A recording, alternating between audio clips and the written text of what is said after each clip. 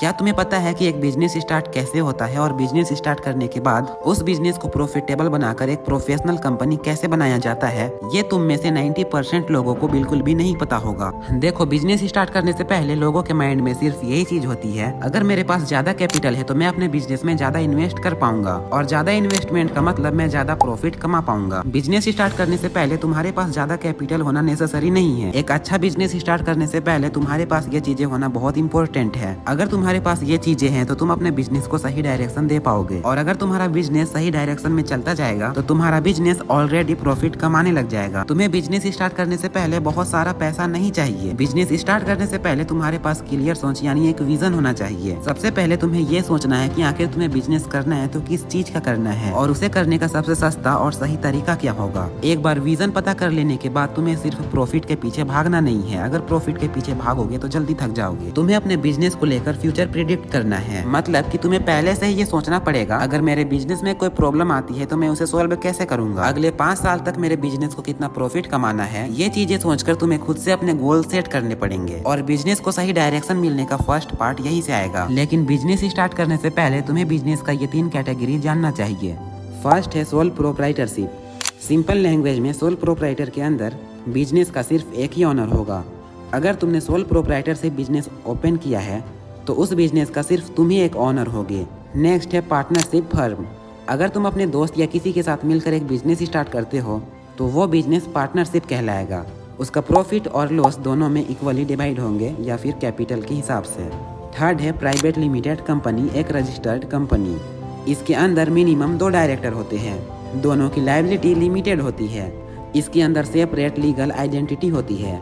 इन तीनों कैटेगरीज के बारे में अगर तुम लोग चाहो तो मैं एक डिटेल्ड वीडियो बना दूंगा, जिसके अंदर मैं हर एक चीज़ डिटेल से बताऊंगा कि आखिर इनके अंदर होता क्या है, और इन तीनों में सबसे बेस्ट ऑप्शन तुम्हारे लिए कौन सा हो सकता है। वो सारी चीज़ें मैं उस वीडियो के अंदर तुम्हें बताऊंगा, लेकिन वो वीडियो बनवाने के लिए तुम लोगों को कमेंट करना होगा। कोई सा भी कमेंट कर देना।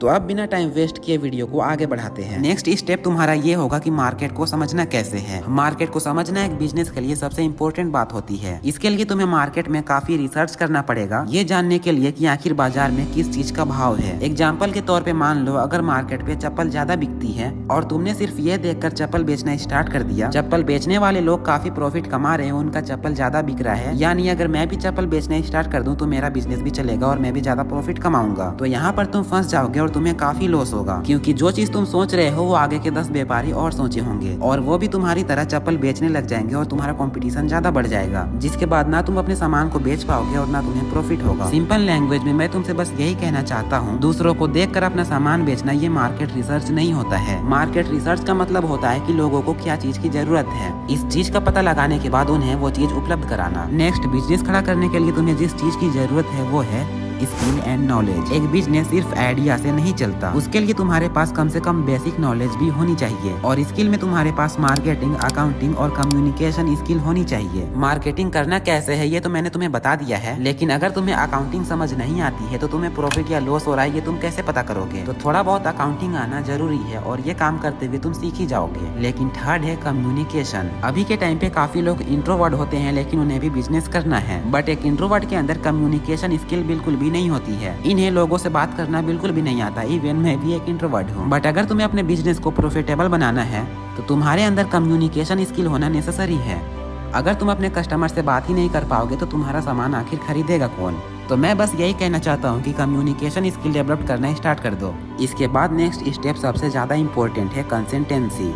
देखो, बिजनेस स्टार्ट कर लेना ही सब कुछ नहीं होता है।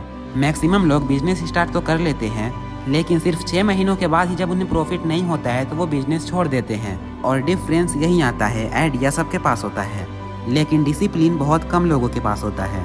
इसके बाद है रिस्क लेने की हिम्मत। अगर तुम एक बिजनेसमैन बनना चाहते हो तो तुम्हें शुरू से ये पता रहना चाहिए कि बिजनेस यानी रिस्क। बिजनेस के अंदर बहुत ज्यादा रिस्क होता है और तुम्हारे अंदर रिस्क लेने की हिम्मत होनी ही चाहिए। इसका एक बेस्ट मोटिवेशन लाइन है, सेफ खेलने वाले लोग सिर्फ सैलरी लेते हैं, लेकिन रिस्क लेने वाले लोग सैलरी देते हैं।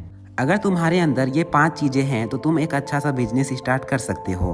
भले ही तुम्हारा बिजनेस स्टार्टिंग में छोटा क्यों ना हो, लेकिन इन चीजों की वजह से तुम्हारा बिजनेस एक दिन कंपनी जरूर बनेगा। अब तुम्हें कौन से कैटेगरी का कंपनी स्टार्ट करना है, सोल प्रोप्राइटरशिप, पार्टनरशिप या फिर प्राइवेट लिमिटेड, कौन सा तुम्हारे लिए सबसे ज़्यादा बेस्ट होगा? अगर तुम्हें ये जानना है, ये जानने में तुम्हें इंटरेस्ट है, तो एक बार कमेंट करके ज़रूर बताना, मैं इस टॉपिक पे वीडियो बना दूंगा। और हाँ, ये मेरे चैनल का फर्स्ट वीडियो है। ये वीडियो बनाने से पहले मैं काफ़ी ज़्यादा नर्वस था, लेकिन मैंने फिर भी आप लोगों के लिए वीडियो बनाया है। और मुझे नहीं पता कि इस वीडियो में व्यूज़ आएंगे या नहीं आएंगे। और अगर इस वीडियो में व्यूज़ आ गया और तुम यहाँ तक देख रहे हो, तो कमेंट करके ज़रूर बताना कि क्या तुम्हें इस वीडियो से कुछ सीखने को मिला या नहीं।